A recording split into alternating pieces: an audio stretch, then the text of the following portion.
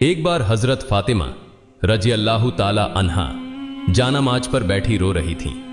उनकी आंखों से आंसू बह रहे थे और उनकी छाती आंसुओं से भर गई थी। उसी समय के हजरत मोहम्मद सल्लल्लाहु अलैहि वसल्लम फातिमा रजी अल्लाह ताला अन्हा के घर तशरीफ लाए और उनके कमरे में दाखिल हुए।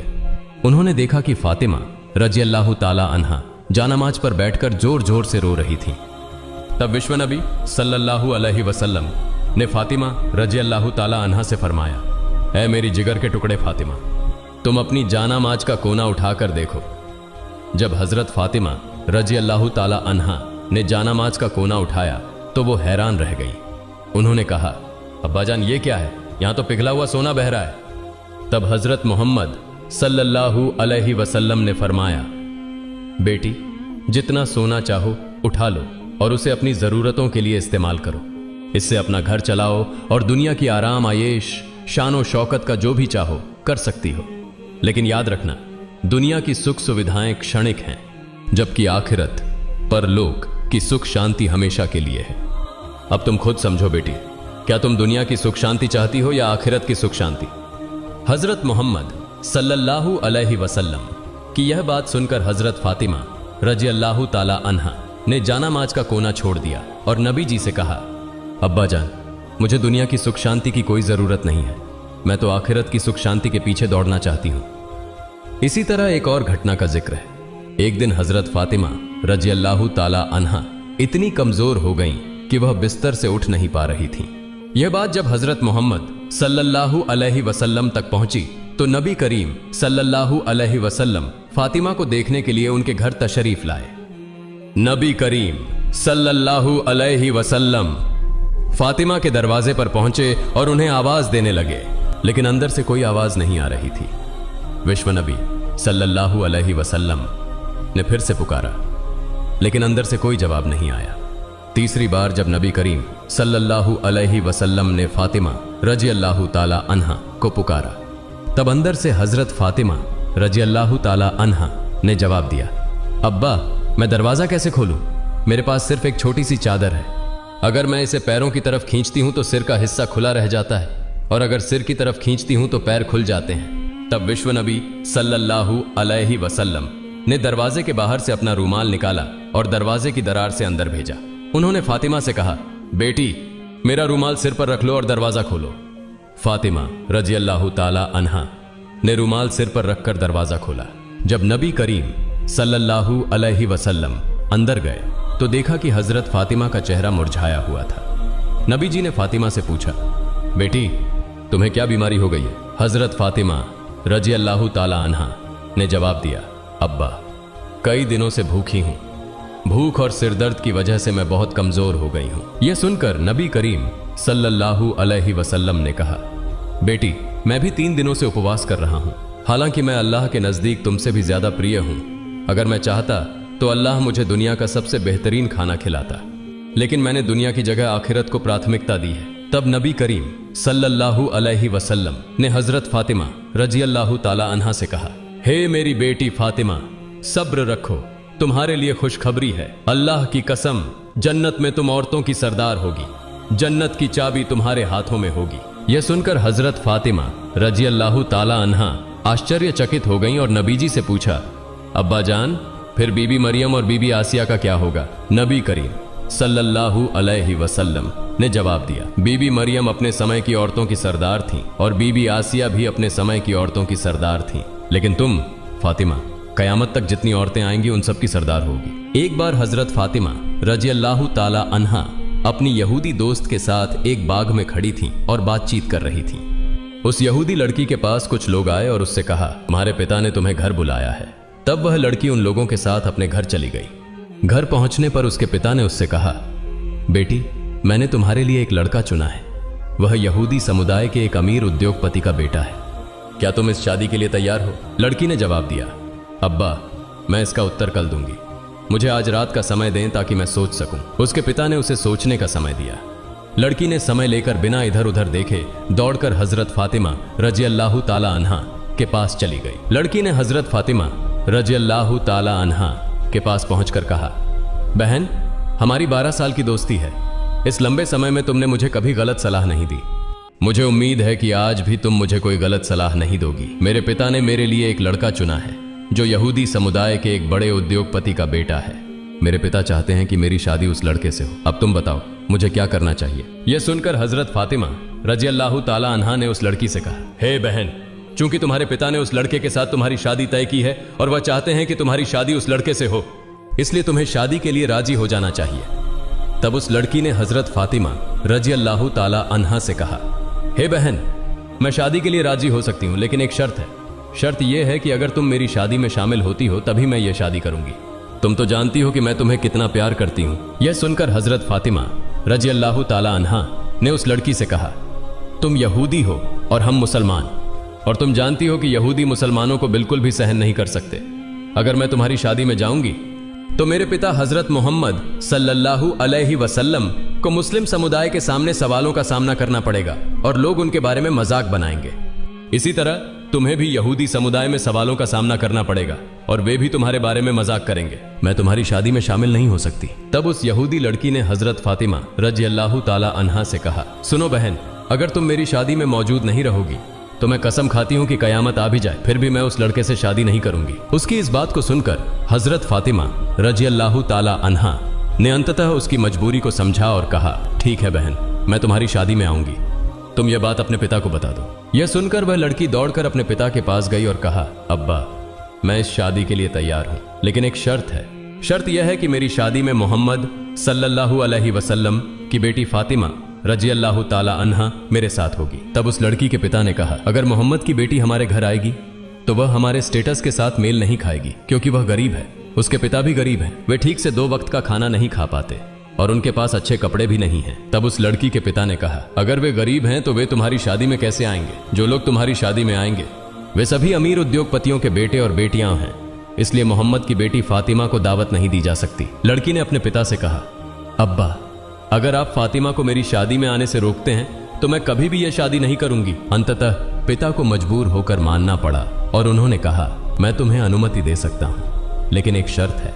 शर्त यह है कि अगर मोहम्मद की बेटी फातिमा हमारे घर आना चाहती है तो उसे नए और सुंदर कपड़े पहनकर आना होगा। अगर वह पुराने कपड़े पहनकर आती है तो उसे हमारे घर में प्रवेश करने की अनुमति नहीं मिलेगी। यह सुनकर वह लड़की फिर से दौड़कर हजरत फातिमा रजी अल्लाह ताला अन्हा के पास गई और रोते हुए कहने लगी, हे बहन, मेरे पिता नहीं चाहते कि तुम मेरी शादी में आओ, लेकिन उन्होंने एक शर्त पर सहमति दी है। शर्त यह है कि अगर तुम मेरी शादी में आओगी तो तुम्हें नए और सुंदर कपड़े पहनने होंगे। अब तुम बताओ, क्या तुम मेरी शादी में आओगी? हजरत फातिमा रजी अल्लाह ताला अन्हा ने उस यहूदी लड़की से कहा, मेरी जिंदगी में मैंने कभी नए कपड़े नहीं देखे। दिन के बाद दिन बीतते जाते हैं और हमारे घर के चूल्हे में आग तक नहीं जलती। कई बार हम भूखे रहते हैं, ऐसे में नए कपड़े कहां से लाऊं? तब उस लड़की ने कहा, हे बहन, अगर तुम अपनी जुबान से बस ये कह दो कि तुम नए कपड़े पहनकर मेरी शादी में आओगी तो मुझे विश्वास है कि तुम्हारे सृष्टिकर्ता महान अल्लाह तुम्हारे लिए नए कपड़ों का इंतजाम करेंगे, क्योंकि मैं जानती हूं कि तुम्हारे और तुम्हारे रब के बीच एक बहुत ही अच्छा रिश्ता है। हजरत फातिमा रजी अल्लाह ताला अन्हा ने भावुक होकर कहा, इंशाअल्लाह मैं तुम्हारी शादी में आऊंगी और दुनिया के सबसे शानदार कपड़े पहनकर आऊंगी। यह सुनकर वह लड़की दौड़कर अपने पिता के पास गई और कहा, अब्बा, फातिमा मेरी शादी में आएंगी और सबसे कीमती कपड़े पहनकर आएंगी। इसके बाद शादी की तारीख तय हो गई। दूसरी ओर हजरत फातिमा रजी अल्लाह ताला अन्हा चिंतित थीं कि शादी का दिन नजदीक आ रहा है और मैंने वादा किया है कि मैं नए कपड़े पहनकर शादी में जाऊंगी, लेकिन मेरे पास नए कपड़े नहीं हैं। यह सोचते हुए हजरत फातिमा रजी अल्लाह ताला अन्हा ने अपना जयनमाज बिछाया और नमाज में बैठ गई। सिजदे में जाकर उन्होंने आंखों से आंसू बहाते हुए कहा, हे माबूद, इस दुनिया में मेरा आपसे गहरा संबंध बन गया है जिसे आज तक कोई नहीं जानता। हजरत फातिमा रजी अल्लाह ताला अन्हा ने रोते हुए अल्लाह से कहा, महीनों से मैं भूखी रही हूं, कभी भी मैंने आपसे कुछ नहीं मांगा, लेकिन आज मैं आपसे एक नए कपड़े की दरख्वास्त कर रही हूं। यह मेरी किसी जैविक या शारीरिक जरूरत के लिए नहीं है। मुझे ऐसा कपड़ा दीजिए जिसे पहनकर मैं अपनी सहेली की शादी में जा सकूं और वहां की तमाम लड़कियां उस कपड़े को देखकर मेरी तरफ ध्यान दें। क्या आप मुझे एक नया कपड़ा देंगे? इस तरह हजरत फातिमा रजी अल्लाह ताला अन्हा रोते रोते अल्लाह से दुआ कर रही थी। नमाज खत्म करने के बाद जब उन्होंने अपने घर के कोने में नजर डाली तो वहां 2 पैकेट रखे हुए देखे। यह देखकर वे भावुक हो गई। हजरत फातिमा रजी अल्लाह ताला अन्हा वह पैकेट लेकर रोते हुए हजरत मोहम्मद सल्लल्लाहु अलैहि वसल्लम के पास आईं और पूरी घटना बयान की। जब हजरत मोहम्मद सल्लल्लाहु अलैहि वसल्लम ने पैकेट को खोला तो उसमें से जन्नत की खुशबू आने लगी। तब हजरत मोहम्मद सल्लल्लाहु अलैहि वसल्लम ने फातिमा रजी अल्लाह ताला अन्हा को गले लगाकर उनके माथे को चूमा और कहा, यह कपड़ा तुम्हें कहां से मिला? बेटी, यह तो दुनिया का कपड़ा नहीं है, यह तो जन्नत का कपड़ा है। तुमने छिपकर अल्लाह से संबंध बनाया है। अल्लाह रब्बुल आलमीन तुमसे खुश हो गए हैं और तुम्हारी दुआ स्वीकार की है। अल्लाह ताला के पास एक कपड़े की मांग करने की वजह से उन्होंने तुम्हारे लिए जन्नतुल फिरदौस से तुम्हारा कपड़ा भेज दिया है। फिर हजरत मोहम्मद सल्लल्लाहु अलैहि वसल्लम ने कहा, तुम इस कपड़े को पहनकर अपनी यहूदी दोस्त की शादी में जा सकती हो, लेकिन तुम्हें पर्दा भी रखना होगा। हजरत फातिमा रजी अल्लाह ताला अन्हा ने हजरत मोहम्मद सल्लल्लाहु अलैहि वसल्लम से कहा, अब्बा जान, मैं अपने हिजाब के साथ अपनी दोस्त की शादी में जरूर जाऊंगी। जब हजरत फातिमा रजी अल्लाह ताला अन्हा ने जन्नती कपड़ा पहना तो उनकी खूबसूरती और बढ़ गई। जब वह शादी के घर में दाखिल हुई तो मानो सब कुछ रोशनी से भर गया। महिलाएं नववधू की तरफ से मुंह मोड़कर हजरत फातिमा रजी अल्लाह ताला अन्हा की तरफ देखने लगी। सभी कहने लगी, फातिमा, तुम तो गरीब हो, फिर तुम्हें इतना महंगा और खूबसूरत कपड़ा कहां से मिला? हजरत फातिमा रजी अल्लाह ताला अन्हा ने कहा, मैंने इसे बाजार से खरीदा है। महिलाएं चकित होकर पूछने लगी, कौन से बाजार से, किस दुकान से खरीदी है? तब हजरत फातिमा रजी अल्लाह ताला अन्हा ने मुस्कुराते हुए कहा, तुम लोग उस बाजार को नहीं जानती और न ही उस दुकान को पहचानोगी। इस प्रकार हजरत फातिमा रजी अल्लाह ताला अन्हा ने अपने अद्भुत अनुभव को साझा करते हुए सभी को अपनी खासियत का एहसास कराया। हजरत फातिमा रजी अल्लाह ताला अन्हा ने कहा, यह एक ऐसा बाजार है जिसे जाने के लिए एक खास रास्ता है। तुम उस रास्ते का नाम नहीं जानती हो और न ही तुम उस बाजार का पता पहचान सकोगी। महिलाएं बोली, हमें सिर्फ एक बार उस बाजार का पता बता दो, हम जरूर वहां पहुंच जाएंगी। हजरत फातिमा रजी अल्लाह ताला अन्हा ने फिर कहा, मैंने जो कपड़ा खरीदा है वह उस विशेष दुकान से है जिसे जाने के लिए एक खास रास्ता अपनाना पड़ता है, लेकिन वह रास्ता है सिरात अल मुस्तकीम। यह वही रास्ता है जो सही मार्ग का संकेत देता है और जिस पर चलकर इंसान अपने ईमान को मजबूत कर सकता है। महिलाएं आश्चर्यचकित थीं और सोचने लगीं कि इस खास रास्ते की पहचान कैसे की जाए। हजरत फातिमा रजी अल्लाह ताला अन्हा ने कहा, इस रास्ते के लिए मेरे पिता हजरत मोहम्मद सल्लल्लाहु अलैहि वसल्लम हमेशा इस्लाम के प्रचार में लगे रहते हैं। यह वही रास्ता है जिसके लिए मेरे पिता ताइफ की जमीन पर 3 बार जख्मी हुए थे। इसका नाम है सिरात अल मुस्तकीम। अगर तुम इस रास्ते पर चलोगी तो तुम सही मायने में उस बाजार तक पहुंच सकोगी। जाते जाते एक बाजार पाओगी, उस बाजार का नाम है जन्नत, और उस बाजार में एक दुकान है, उस दुकान का नाम है जन्नातुल फिरदौस। वही दुकान का मालिक है जिसने मुझे यह कपड़ा दिया है। महिलाएं इस कपड़े को पाने के लिए इतनी बेताब हो गईं कि उनमें से एक बोली, फातिमा, हम उस दुकान के मालिक के पास जाना चाहती हैं, तुम हमें वहां ले चलो। जवाब में हजरत फातिमा रजी अल्लाह ताला अन्हा ने कहा, उस दुकान के मालिक के पास जाने के लिए तुम्हें एक वाक्य पढ़ना होगा। क्या तुम वह वाक्य पढ़ सकती हो?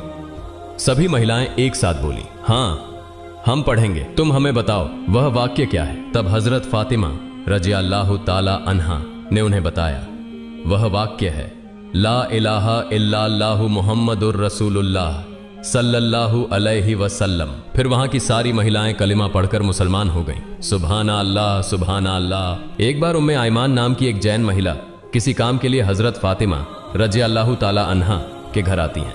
उम्मे आयमान हजरत फातिमा रजी अल्लाह ताला अन्हा के दरवाजे के पास आकर उन्हें बुलाने लगती हैं। उम्मे आयमान ने कई बार बुलाने के बाद भी अंदर से कोई जवाब नहीं आया, लेकिन फातिमा रजी अल्लाह ताला अन्हा के कमरे के भीतर रोटी के याता, गेंद घुमाने की आवाज आ रही थी। तब उम्मे आयमान ने हजरत फातिमा रजी अल्लाह ताला अन्हा के कमरे की खिड़की से अंदर झांकते हुए देखा कि फातिमा रजी अल्लाह ताला अन्हा सो रही हैं, लेकिन उनके कमरे में रोटी का याता अपने आप घूम रहा था और एक महिला कोने में बैठकर तस्बीह पढ़ रही थी और एक और महिला हजरत हुसैन रजी अल्लाह ताला अन्हु को दुलार रही थी। उम्मे आयमान इस दृश्य को देखकर हैरान रह गईं। फिर हजरत फातिमा रजी अल्लाह ताला अन्हा के घर से बाहर निकलकर सीधे नबियों के सरदार हजरत मोहम्मद सल्लल्लाहु अलैहि वसल्लम के दरबार में पहुंच गई। उम्मे आयमान ने विश्व नबी के सामने सारी घटना बता दी। फिर विश्व नबी ने उम्मे आयमान से कहा, उम्मे आयमान, मेरी बेटी फातिमा याता घुमाते घुमाते थकी हुई अपनी देह के साथ सो गई थी। हालांकि तब भी उनका तस्बीह पढ़ना बाकी था, और तेज गर्मी के कारण हुसैन रज़ी अल्लाह ताला अन्हु की नींद टूट गई थी। इसलिए अल्लाह रब्बुल आलमीन ने फातिमा रज़ी अल्लाह ताला अन्हा के कमरे में 3 फरिश्तों को 3 कामों को संपन्न करने के लिए भेज दिया। एक फरिश्ता अदृश्य रूप से याता गेंद घुमा रहा था, जबकि दूसरा फरिश्ता फातिमा के बाकी तस्बीह को पढ़ रहा था, और तीसरा फरिश्ता हजरत हुसैन रज़ी अल्लाह ताला अन्हु को झूले में सुला रहा था। उम्मे आयमान, तुमने जो देखा वह सच है। तुमने जो 3 महिलाओं को देखा है वे कोई सामान्य महिलाएं नहीं हैं, वे अल्लाह रब्बुल आलमीन की तरफ से भेजे गए फरिश्ते हैं। तब नबी करीम सल्लल्लाहु अलैहि वसल्लम के मुंह से ये बातें सुनकर उपस्थित सहाबा और उम्मे आयमान हैरान रह गए। वे फातिमा रज़ी अल्लाह ताला अन्हा के लिए दुआ करने लगे और उम्मे आयमान अल्लाहु अकबर कहते हुए नबी करीम सल्लल्लाहु अलैहि वसल्लम के दरबार से बाहर निकल गई। एक बार 3 दिनों तक विश्व नबी का कोई पता नहीं चल रहा था। हजरत उमर रज़ी अल्लाह ताला अन्हु और हजरत अब्बू बकर रज़ी अल्लाह ताला अन्हु पागल होकर नबी सल्लल्लाहु अलैहि वसल्लम को खोजने निकल पड़े। उमर रज़ी अल्लाह ताला अन्हु के हाथ में एक तलवार थी। उमर रज़ी अल्लाह ताला अन्हु और अब्बू बकर रज़ी अल्लाह ताला अन्हु कुछ यहूदियों को देखकर गरज उठे। उमर ने तलवार तानकर कहा, हे यहूदी बच्चों, मेरे नबी कहां हैं? बताओ, तुमने मेरे नबी को कहां देखा है? नहीं तो मैं उमर आज तुम्हें सबको काट डालूंगा। तब यहूदी बोलने लगे, हे उमर, विश्वास करो, हम तुम्हारे नबी को नहीं देख पाए हैं। फिर हजरत अब्बू बकर रज़ी अल्लाह ताला अन्हु ने उमर से कहा, उमर चलो हम आगे चलते हैं, वहां शायद कुछ रखाल मिल जाए। उनसे पूछने पर शायद हमें विश्व नबी का पता मिल सके। मन इसके बाद हजरत अब्बू बकर रज़ी अल्लाह ताला अन्हु और उमर रज़ी अल्लाह ताला अन्हु आगे की तरफ चलने लगे। कुछ दूर चलने के बाद वे एक पहाड़ के पास कुछ रखालों को देख पाए। अब्बू बकर रज़ी अल्लाह ताला अन्हु ने रखालों से पूछा, हे रखालों, क्या तुमने इस तरफ से हमारे धर्म के नबी को जाते हुए देखा है? तब रखालों में से एक ने जवाब दिया, हमने आज 3 दिनों से एक व्यक्ति को इस पहाड़ की गुफा में सिजदा में गिरकर रोते हुए देखा है। वह व्यक्ति आज 3 दिन से रो रहा है। उसकी रोने की आवाज सुनकर हमारे पशु पक्षी 3 दिनों से न तो घास खा रहे हैं और न ही पानी पी रहे हैं। पशुओं के दूध पीने वाले बच्चे उनकी अडर्स में मुंह नहीं लगा रहे हैं। भाई, तुम अपने आदमी को ले जाओ, नहीं तो हमारे पशु भूख प्यास से मर जाएंगे। तब हजरत अब्बू बकर रज़ी अल्लाह ताला अन्हु ने उमर से कहा, उमर, जिसका रोना सुनकर पशु पक्षियों ने खाना पीना छोड़ दिया है वह और कोई नहीं बल्कि हमारे धर्म के नबी मोहम्मद रसूलुल्लाह सल्लल्लाहु अलैहि वसल्लम होंगे। चलो हम आगे जाकर देखते हैं। फिर हजरत अबू बकर रज़ी अल्लाह ताला अन्हु और हजरत उमर रज़ी अल्लाह ताला अन्हु पहाड़ के सामने एक गड्ढे में जाकर देखे कि विश्व नबी सिजदा में गिरकर रो रहे हैं। तब उमर रज़ी अल्लाह ताला अन्हु ने नबी जी की तरफ इशारा करके कहा, नबी, आज 3 दिनों से हम आपकी खोज में पागल हो गए हैं, कहीं आपको नहीं पा रहे हैं। आप यहां उम्मत के लिए रो रहे हैं। या रसूल अल्लाह, हम आपको लेने आए हैं, आप सिर उठाइए। लेकिन विश्व नबी सिर नहीं उठाते। तब हजरत अब्बू बकर रज़ी अल्लाह ताला अन्हु ने कहा, या रसूल अल्लाह, जिस उम्मत के लिए आप इस तरह रो रहे हैं, मैं अब्बू बकर वादा करता हूं अपनी पूरी जिंदगी की इबादतें आपकी उम्मत के नाम दान कर दूंगा। फिर भी दया के नबी सिर नहीं उठाते। फिर हजरत अबू बकर रज़ी अल्लाह ताला अन्हु ने उमर से कहा, उमर, हजरत फातिमा रज़ी अल्लाह ताला अन्हा के बिना विश्व नबी को नहीं लिया जा सकता। चलो हम फातिमा के घर चलते हैं। फिर वे दोनों मिलकर फातिमा के घर की ओर चल पड़े। रास्ते में उन्होंने हजरत अली रज़ी अल्लाह ताला अन्हु को देखा और हजरत अली के पास जाकर पूरे मामले की जानकारी दी। हजरत अली रज़ी अल्लाह ताला अन्हु घर जाकर फातिमा रज़ी अल्लाह ताला अन्हा से सब कुछ कहने के बाद फातिमा रज़ी अल्लाह ताला अन्हा और हजरत हसन व हुसैन रज़ी अल्लाह ताला अन्हु, हजरत अली रज़ी अल्लाह ताला अन्हु सभी मिलकर विश्व नबी के पास पहाड़ की गुफा में आ गए। हजरत फातिमा रज़ी अल्लाह ताला अन्हा ने विश्व नबी की ओर देखते हुए कहना शुरू किया, अब्बा, आप कैसे 3 दिनों से हमें छोड़कर इस गुफा में रह सकते थे? हम आपकी खोज में पागल हो गए थे, हमें कहीं आपका पता नहीं मिला। आप कैसे हमें भूल सकते थे? अपने प्यारे नाती हसन और हुसैन को कैसे भूल सकते थे? आप सिर उठाइए, हम आपको लेने आए हैं।